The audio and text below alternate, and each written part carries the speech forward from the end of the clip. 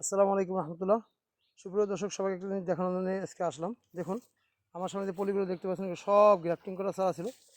এই যে আমরা গ্রাফটিং মারি দেওয়ার পরে এগুলো একদম মারি গেছে। এই যে নার্সারি করলে নাকি কোটি কোটি টাকার মালিক হয়ে যাবে। অনেকে খুব মানে বলে বেড়ায় যে 200 টাকা বেশি, 100 টাকা বেশি চারা বিক্রি করা ঠিক না। তাদেরকে বলবো একটা নার্সারি খুলে নেন, খুলে তারপর আপনি একটু ব্যবসা করেন, তাহলে ভালো হবে। এই দেখুন কী অবস্থা, সব এই যে নষ্ট হয়ে গেছে।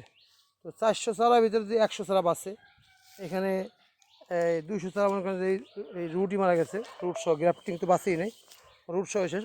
আর ধরেন 100 চারা মতন রুট বেঁচে আছে। 400 চারা অর্ধেক মনে করেন ফেলা গেল। 100 হলো গ্রাফটিং বাঁচলো, আর অর্ধেক হলো রুট আছে।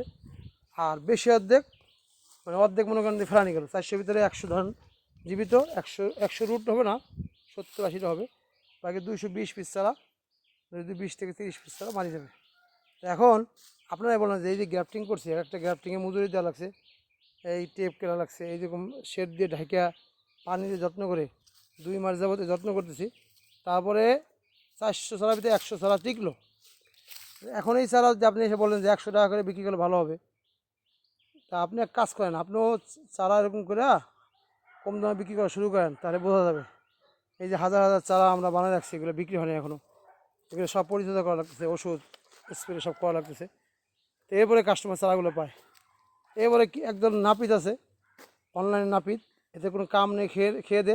এরা অনলাইনে এসে খুব জ্ঞান দিবে, চার দাম বেশি না, চার দাম বেশি না। আপনারা তুই করে দেখ, করে তারপর তুই মাতবাড়ি কর।